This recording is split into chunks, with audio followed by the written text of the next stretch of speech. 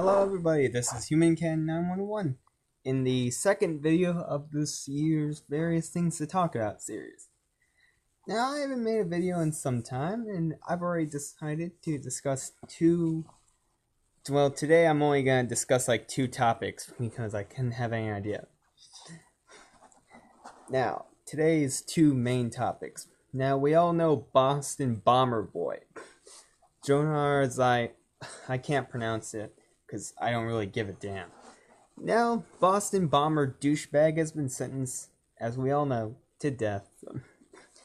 Personally, I'm a little happy. If anyone's happy about this, because the little bastard deserved to die. Especially with all the people dead. How many people did he kill?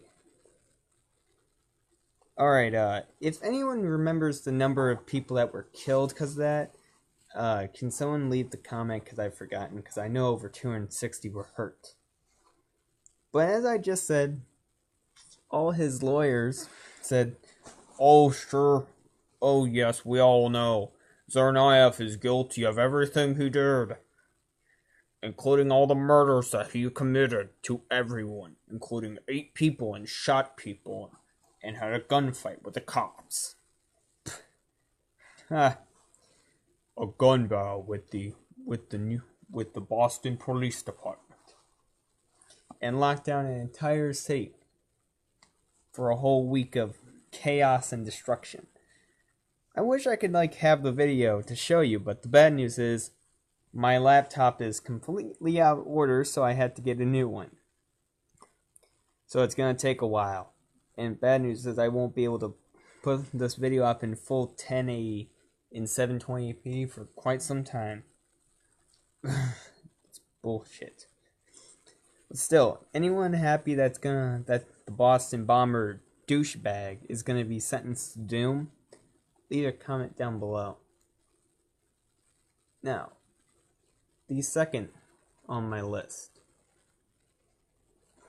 Let's see, what is it? What? Oh yeah, now I remember. Sorry, I was looking out the window because I thought there was going to be, some people parking on my driveway.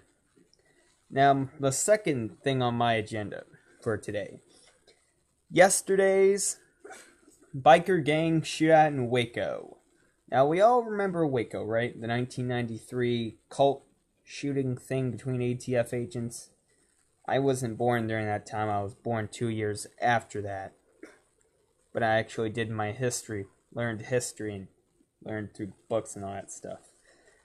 Now, as I know, 5 biker gangs, and I don't know how many people were there, like beyond 200. They decided to duke it out. It was between, as I remember on TV, I'm gonna mention my sources later on in the description. Now, I'm gonna mention my sources. That there were 5 biker gangs. They were battling it out over turf and recruitment. And I don't mean your average Joe biker gangs, like the ones that don't commit criminal activity. I mean the criminal activity biker gangs. With all the drugs and gambling. Kind of like, in Grand Theft Auto with the Lost Motorcycle Gang and the Angels of Death Motorcycle Gang. Like in Grand Theft Auto 5 with the Lost, and, with both biker gangs in GTA, the Lost and Damned, in Liberty City, GTA 4. That kind of biker gang with drugs, prostitution, and stuff. Here's the story. Now for me to cover the background story. Now, yesterday, at about 4 hours ago, at noonish in Waco, Texas, as I've just said in the beginning, the fight initially started in the bathroom. They were duking it out. Now, there was these few bikers duking it out right in the bathroom, punching each other. Now, the location where it actually started in a bar and grill called Twin Woods Bar and Grill up in Waco. Now, the police were already out there. Police were there because of the amount of bikers and the amount of gangs, as they've just already said. 5.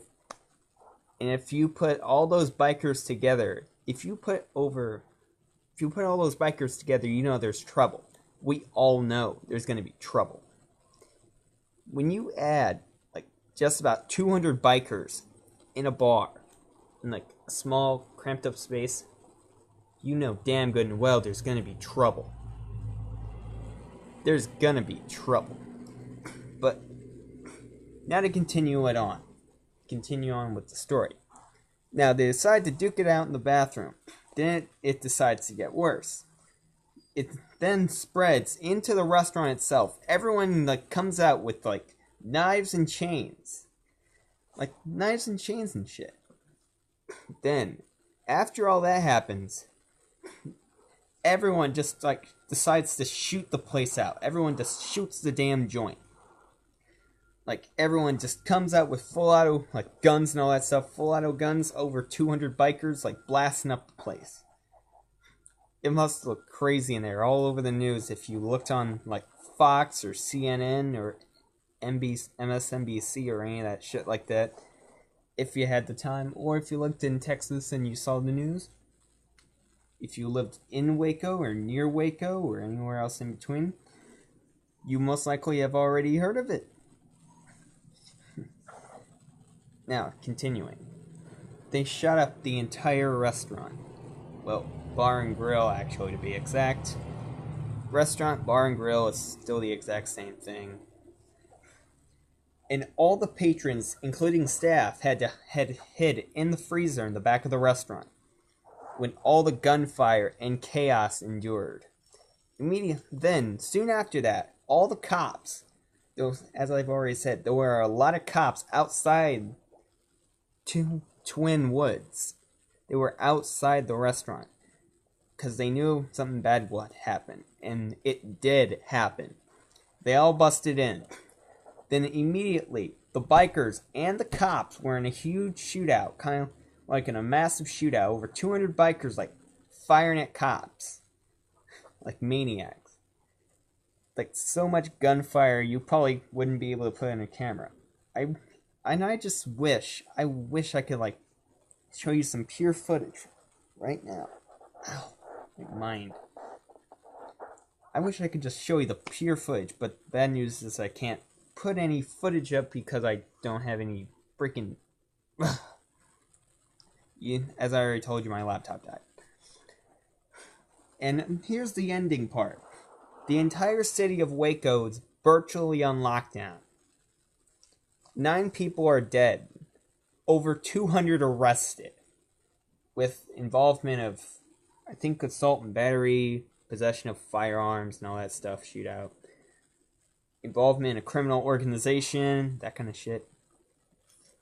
18 are injured. No cops were wounded, I don't think. No cops were wounded. But it was really crazy to anyone that lived in Waco. And now, I'm going to mention a third topic. I decided mainly 2 topics today, but there's going to be a third topic. The third topic, B.B King's passing. Now, as we all know, B.B King at midnight my time on Friday passed away at the age of 89. God damn you fucking fly. Go away. I don't like you. Now, B.B King passed away at the age of 89. Now, B.B King, he sounds pretty cool. I never met him before, but his music sounds pretty awesome. I actually listened to a show a few days back about dude mentioning B.B King and how he met him. I'm actually going to mention the dude. His name is Blue Vino. Yeah, pretty awesome dude. It's a pretty awesome dude. He's got his own radio show called Sidetracked. I'm actually going to show the link in the description. He's pretty cool. His show's on Fridays at 10. At 10 o'clock. 11 o'clock Eastern time if you live there. 10 o'clock my time. He actually met him personally. But he actually sounds really cool. Now, he actually suffered from a multitude of diseases, including specifically type 2 diabetes, in which your body cannot... Damn it, fly, piss off. Your body cannot produce any natural insulin and all that stuff. There's a difference between type 1. They thought I had... Here's a little bit of a point right there. They thought I had diabetes, but I never did. Now, back to the main topics.